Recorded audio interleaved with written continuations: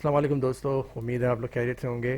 तो फाइनली आ चुके हैं अपनी नेक्स्ट वीडियो के अंदर। और आज इस वीडियो के अंदर हम लोग जो है थोड़ा मार्केट का एनालिसिस करेंगे और देखेंगे कि क्या जो है मार्केट पे भी चल रहा है। तो इस वीडियो को शुरू करने से पहले आपको बताना चलूँ कि ये एक वेबसाइट है crypto.com। इसके ऊपर हम वीडियो के आखिर में बात करेंगे और इसके बारे में आपको बताऊंगा कि इसके अंदर आप और इससे रिलेटेड जो चीज़ों का आप कैसे फ़ायदा उठा सकते हो और क्या चीज़ है, ये कैसा कॉइन है वगैरह वगैरह। तो इस वीडियो को एंड तक देखिएगा और चलिए शुरू करते हैं वीडियो को।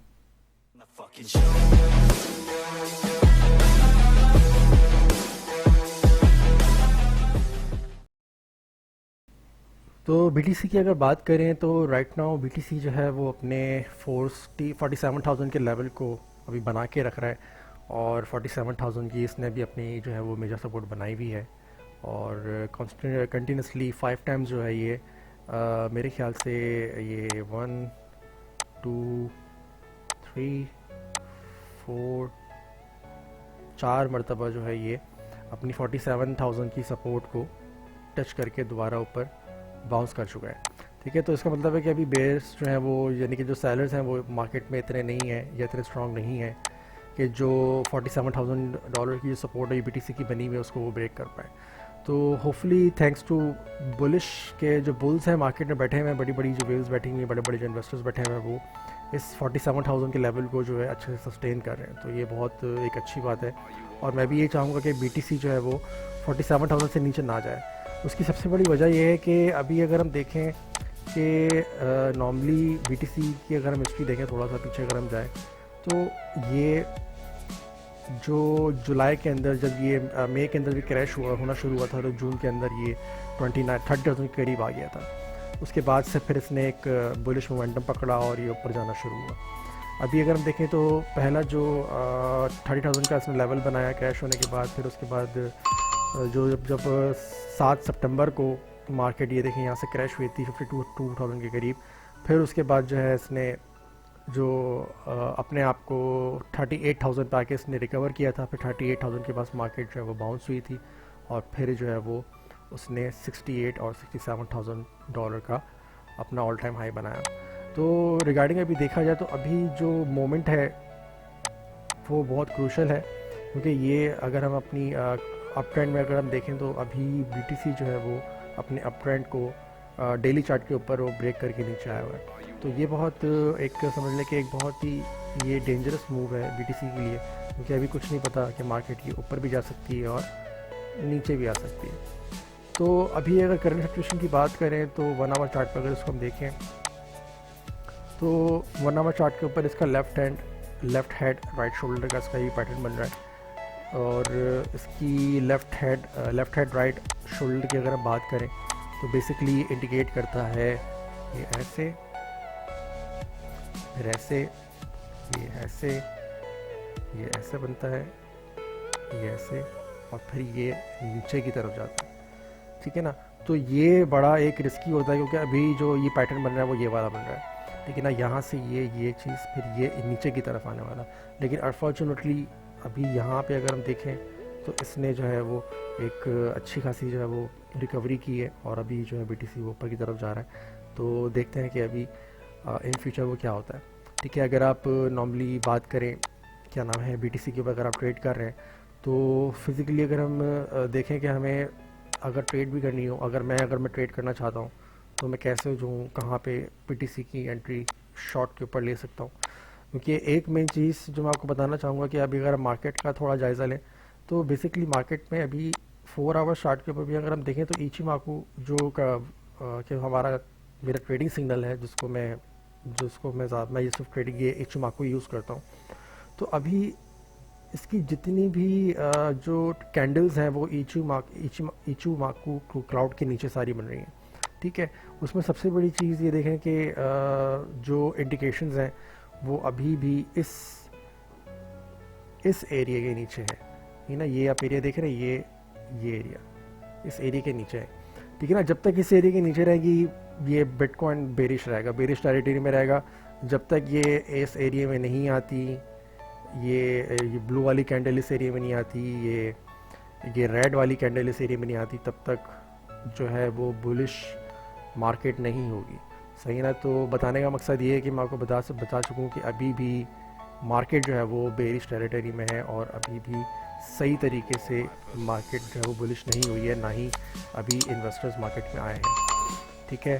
तो अगर मुझे मैं अभी बिल्कुल भी लॉन्ग नहीं लेना चाहूँगा, क्योंकि अगर लॉन्ग लेना भी है तो अभी जो ट्रेंड है वो डाउन ट्रेंड चल रहा है। तो डाउन ट्रेंड के अंदर मैं अगर बात भी करूँ डाउन ट्रेंड की, तो यहाँ से अगर मैं एंट्री लेता भी हूँ और उसके बाद उसको मैं हटा भी देता हूँ, तो अगर मैं ट्रेंड लाइन ड्रॉ करता हूँ डाउन ट्रेंड की, तो अभी अगर देखें तो अभी इस तरीके से जो है वो हमारा चल रहा है। यानी कि अगर हम देखें ये यहाँ पे इसकी एक रेजिस्टेंस की जो है 52,000 के करीब बनी हुई है, 51,000 के करीब।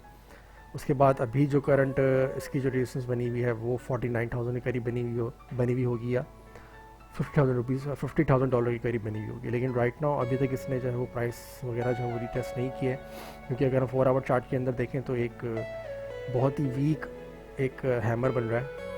लेकिन देखते हैं कि वीक हैमर बन रहा है जो कि नीचे की तरफ जा रहा है। ठीक है, अभी देखते हैं कि कहाँ तक जाता है। उसके बाद हम जो आगे देखेंगे कि मार्केट जो है वो कहाँ जाती है।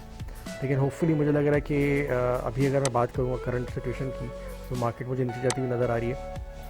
ठीक है, क्योंकि ये डाउन ट्रेंड है। डाउन ट्रेंड के बाद ये यहाँ पे आया, फिर ये यहाँ पे गया, फिर उसके बाद यहाँ पर आया और फिर ये यहाँ पे गया और अब यहाँ पे गया। तो इस पॉइंट पे अगर मैं BTC को देखता भी हूँ तो मैं अपनी एक शॉर्ट एंट्री ले सकता हूँ, जो कि होपफुली मेरी यहाँ से यहाँ तक या यहाँ तक हो सकती है। ठीक है ना। तो ये सारी चीज़ें हैं। तो राइट नाउ अगर हम फेयर इंडेक्स देखें मार्केट का, राइट नाउ ग्रेड इंडेक्स देखें, तो अभी मार्केट फेयर में है। मार्केट खौफ ज़्यादा है कि अभी लोग जो हैं वो इतना इन्वेस्ट नहीं कर रहे। लेकिन मेरे भाई प्यारे दोस्तों, जब यही एक टाइम होता है जब मार्केट जो है वो एक्सट्रीमली फेयर होती है या डरी हुई होती है, यही एक टाइम होता है इन्वेस्टमेंट करने का। ठीक है ना। क्योंकि लोग ज़्यादातर इन्वेस्टमेंट तब करते हैं कि जब मार्केट जो है वो ऊपर चली जाती है, यानी कि जब ग्रीड लेवल उसका बढ़ जाता है, यानी कि 70 से अबव चली जाती है, तब हम जाके जो इन्वेस्ट करते हैं। जब मार्केट न्यूट्रल हो जाती है तब जाके हम इन्वेस्टमेंट करते हैं। तो वो एक टाइम होता तो है, लेकिन उस टाइम के अंदर इन्वेस्ट करके आप एक अच्छा प्रॉफिट जो है वो जनरेट नहीं कर सकते। सबसे बड़ा जो उसका एक नेगेटिव पॉइंट है वो ये है। मैं हमेशा अपने ग्रुप के अंदर कहता हूँ कि भाई कभी भी मार्केट अगर एक्सट्रीम फेयर पे हो, एटलीस्ट अपने पोर्टफोलियो की 10 से 15% की शॉपिंग कर लो। सही ना। $100 है, $10 के बाय कर लो, $20 के बाय कर लो, लेकिन बाय करके छोड़ दो जब तक 10-12%, 20% क्या नाम है मार्केट जो है वो अपनी चेंज नहीं होती है वीकली या डेली जो है वो एक दिन में 2 दिन में 10% 12% नीचे नहीं आती, तो जब तक शॉपिंग नहीं करो, छोड़ दो। भी आपके पास USDT पड़े हुए हैं, ज़रूरी नहीं है कि मुझे इन्वेस्ट करना है। ठीक है ना। अभी फेयर पे है, यानी कि अभी हम इन्वेस्ट करके एक छोटे से टाइम पीरियड के लिए अगर हम इन्वेस्ट कर दें तो इतना मार्केट ने नीचे नहीं जाना। सही है ना। क्योंकि ये जब फेयर होता है ना, मार्केट के अंदर खौफ होता है, पैनिक होता है, तो लोग क्या करते हैं, वो पैनिक सेल करना शुरू कर देते हैं, जिसका फ़ायदा जो है वो हमारी जो वेल्स होती हैं, इन्वेस्टर्स होते हैं बड़े बड़े, उसका फ़ायदा उठाते हैं। तो हमेशा मैं लोगों को बोलता हूँ कि भाई अपने कॉइन्स जो है वो लॉस के अंदर सेल नहीं किया करो, अपने पास रखो। आज नहीं तो कल मार्केट लाजमी ऊपर जाएगी। ये नहीं है कि आज अगर वो बेल आपको जो है रेड नज़र आ रही है तो बहुत ज़्यादा ग्रीन भी आपको नज़र आएगी। तो हमें डरने की ज़रूरत नहीं है क्रिप्टो में। अगर आप अभी आप लॉस में हो, लेकिन जब आप प्रॉफिट में आओगे तो आपको ये लॉस आपको नज़र नहीं आ रहा होगा, आपको प्रॉफिट नज़र आ रहा होगा। ठीक है। उसके बाद अगर हम बात करें बिटकॉइन के इन्फ्लो की, तो यहाँ पे आप देख सकते हैं कि BTC का जो इन्फ्लो है वो 10 नवंबर को एक बहुत ही ऊंचाई पे था, बहुत उरूज पे था, जब BTC जो है वो एक्सचेंजेस में पड़े हुए थे, जिसको जो है मार्केट को डंप करने के लिए, क्रश करने के लिए जो है वो यूज़ किया जा रहा था, या लोग जो है वो शॉर्ट टर्म के ऊपर अपने क्या नाम है प्रॉफिट वो निकाल लेते हैं। जब भी जो है BTC का इन्फ्लो जो है वो यहाँ पे आ जाए तो समझ जाओ कि मार्केट जो है वो नीचे जाने वाली होती है, और मार्केट के नीचे जाने के चांसेस जो है वो बहुत ज़्यादा बढ़ चुके होते हैं। उस टाइम हमें जो है मार्केट से एग्जिट करना होता है, ना कि मार्केट को और ऊपर जाने का वेट करना होता है। क्योंकि ये टाइम जो होता है वो एग्ज़िट का होता है और ये टाइम जो होता है वो हमारी एंट्री का होता है। ठीक है, अगर मैं यहाँ पे अगर आपको बात करूँ, जैसे मिसाल के तौर पे 6 या 7 अक्टूबर को, 7 सितंबर को जब मार्केट क्रैश हुई थी, तो वो देखें यहाँ पर उसने क्रैश होना शुरू हुआ और वो यहाँ तक आई। मुझे अच्छे तरीके से याद है कि 28 सितंबर को, अगर हम चार्ट भी देखें 28 सितंबर का, कि नॉर्मली अगर हम वन डे में अगर हम आते भी हैं तो 28, ये देखें ये 28 है। 28 सितंबर को जब BTC का इन्फ्लो कम हुआ तो प्राइस देखें कहाँ गई। ठीक है ना, ये आप अगर आप खुद देखो, मैं आपको ये अपनी तरफ से नहीं बता रहा, ये मैं आपको मार्केट का बता रहा हूँ। 28 सितंबर को जब BTC का इन्फ्लो एक बहुत कम हुआ, 28 को, ये 28 को BTC का इन्फ्लो बहुत ही कम लेवल पे आया, तो मार्केट ने जो है एक अलग ही मोमेंटम पकड़ा। सही है ना, यहाँ पे अगर आप देखें 28 फरवरी, नीचे की तरफ अगर आप देखें ये 28 आपको नज़र आ रहा होगा 28, तो यहाँ पे से इसने ये देखें कैसा, इतना मतलब इतना स्ट्रॉन्ग उसने बाउंस लिया और इतना अच्छा जो है BTC ने रिकवरी की, जो कम से कम भी जिसने जो है सही टाइम पे अगर इसके अंदर एंट्री ली होगी तो आज 20 सितंबर तक अगर हम देखें कि वो प्रॉफिट के अंदर होगा। ठीक है ना, और 20 सितंबर की अगर हम बात करें क्रिप्टो इंडेक्स की, तो यहाँ पे ये देखें 28 सितंबर को उसने बाय किया और 20 सितंबर तक जो है वो मार्केट ने, अक्टूबर में बड़ा उसने परफॉर्म अच्छा किया सितंबर के अंदर। ठीक है ना, अगर हम यहाँ पे बात करें नॉर्मली कहाँ क्या नाम है BTC की, तो यहाँ पे भी अगर आप देखेंगे 20 अक्टूबर को जो है मार्केट ने एक थोड़ा सा जो है मार्केट में 20 अक्टूबर को मार्केट में BTC का इन्फ्लो इंक्रीज़ हुआ। उसके बाद मार्केट के नीचे थोड़ी सी क्रैश कर गई। फिर उसके बाद जब क्या नाम है बिटकॉइन के अंदर एक दोबारा से जो है एक इन्फ्लो जब कम होना शुरू हुआ, मार्केट ने अचानक सडनली जो है वो ऊपर उसने मोमेंटम पकड़ा और 8 नवंबर को आप देखें कि मार्केट BTC जो है वो 68,000 तक गया। ठीक है ना, तो ये चीज़ें हमें मालूम होना बहुत ज़रूरी होती हैं कि हमें मार्केट में कब घुसना है और कब एग्ज़िट करना है। ठीक है ना, तो जब तक हमारे पास इस चीज़ की नॉलेज नहीं होगी, हम क्रिप्टो से एक बेनिफिट जो है वो नहीं उठा सकते। ठीक है, अभी अगर हम बात करें करंटली सिचुएशन की, तो मार्केट जो है वो 14 दिसंबर को उसका जो इन्फ्लो है वो बहुत अब कम हो चुका है, बहुत कम हो चुका है। यानी कि अब हम थोड़ा सा मार्केट के अंदर एंटर होके शॉर्ट टर्म के ऊपर या मिड टर्म के ऊपर रिस्क ले सकते हैं कि मार्केट यहाँ से ऊपर जाने के थोड़े आसार नज़र आ रहे हैं। ठीक है ना, बाकी न्यूज़ पर डिपेंड करता है, क्योंकि अगर मैं न्यूज़ की बात करूँ राइट नाउ, क्योंकि अभी रेगुलेशन का एक मसला चल रहा है, उसके बाद अभी जो है वो एक क्या नाम है बिल्स का एक मसला चल रहा है, US के अंदर इन्फ्लेशन का मसला चल रहा है, उसके बाद चाइना का एक एवरग्रांड का मसला चल रहा है। होपफुली ये मेरी एक छोटी सी एक एनालिस्ट थी मार्केट के हवाले से, उम्मीद करता हूँ कि थोड़ा आपको समझ आया होगा और होपफुली मैंने आपको लाइव इसमें दिखाया कि मैं मार्केट को किस तरह जो हूँ वॉच आउट कर रहा होता हूँ सब चीज़ों को छोड़ के, क्योंकि टेक्निकल एनालिसिस जो है वो हमें सिर्फ और सिर्फ प्रेडिक्शन करने में हेल्प करती है, ना कि हमें ये बताती है कि मार्केट जो है वो ऊपर जाएगी या नीचे जाएगी। अगली बात करते हैं Crypto.com की, तो ये एक बहुत एक उनकी Crypto.com जिनका कॉइन है CRO। ठीक है, ये एक प्रोजेक्ट है डिफाई डिसेंट्रलाइज्ड एक प्रोजेक्ट है, जो कि एक बहुत ही अच्छा प्रोजेक्ट है और एक बहुत ही बड़ी एक US की एक्सचेंज है, जो कि रेगुलेशन जो टोटली जो है रेगुलेशंस पे चल रही है। ठीक है, इसके अंदर मैं आपको रिकमेंड करूँगा कि आज इसके जो प्राइस हैं वो 0.5 चल रहे हैं, और मैं आपको रिकमेंड करूँगा कि आप इसको आज एटलीस्ट $100 का बाय करके रख लो। 100 नहीं तो $50 का मैं आपको रिकमेंड करूँगा कि आप बाय कर सकते हो, और क्या नाम है इसको आप मिड टर्म के लिए, लॉन्ग टर्म के लिए होल्ड कर सकते हो। उम्मीद ये है कि इस साल के एंड तक इसकी जो प्राइस है वो $1 को क्रॉस करे। ठीक है, क्योंकि इस जो मार्केट के बड़े बड़े एनालिस्ट जो करते हैं मार्केट की, वो ये कह रहे हैं कि इस CRO कॉइन की प्राइस जो है वो $1 अबव जा सकती है। क्योंकि अगर हम इसका अगर हम देखें तो रिसेंटली जब मार्केट थोड़ी बुलिश हुई थी, तो ये 22 नवंबर को ये आया था $0.9 तक गया था, और अभी ये बेहतरीन प्राइस के ऊपर मिल रहा है 15 दिसंबर को, बेहतरीन प्राइस के ऊपर मिल रहा है 0.54, 0.56 पे ही मिल जाए, 0.6 पे मिल जाए तो आप इसको बाय कर सकते हो मिड टर्म के लिए।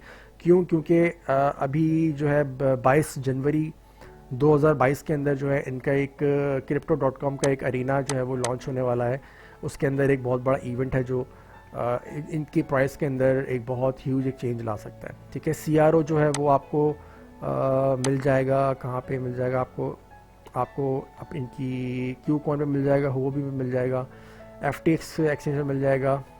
उसके बाद उसमें क्या नाम है, आपको मिल जाएगा OKEX पे आपको मिल जाएगा। लेकिन मैं आपको रिकमेंड करूंगा कि आप OKEX से उठाएं, OKEX से बाय करें, क्योंकि उनकी जो फ़ी है, ट्रांसफ़र फ़ी वगैरह है, वो बहुत जो है वो कम है। ठीक है ना।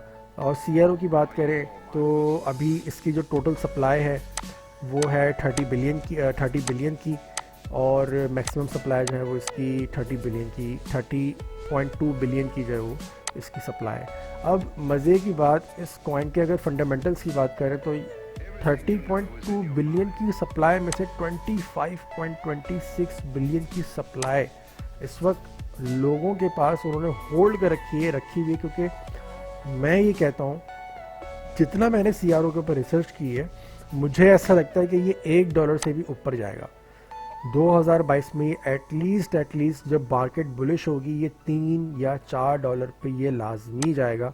मैं अगर बोलूँ कि इसको आज बाय करके हमें लॉन्ग टर्म में रख लेना चाहिए तो ये एक बहुत अच्छा डिसीजन होगा, और हमें ये बहुत ही अच्छा जो है प्रॉफिट इन फ्यूचर दे सकता है।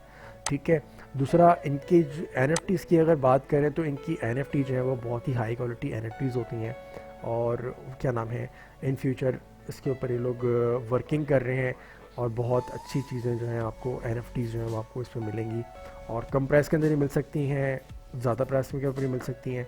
तो अभी जो है वो मार्केट थोड़ी बेरिश है, तो अभी अगर आप सस्ते में इसको उठा भी लो तो आपको जो है इन फ्यूचर NFT से जो है आपको एक अच्छा प्रॉफिट हो सकता है सेल करने के बाद।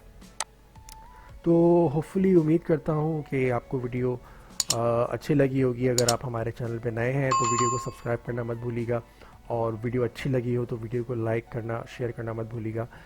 और इसी के साथ मुझे इजाज़त दीजिए, फिर मिलेंगे दोबारा अगली वीडियो में।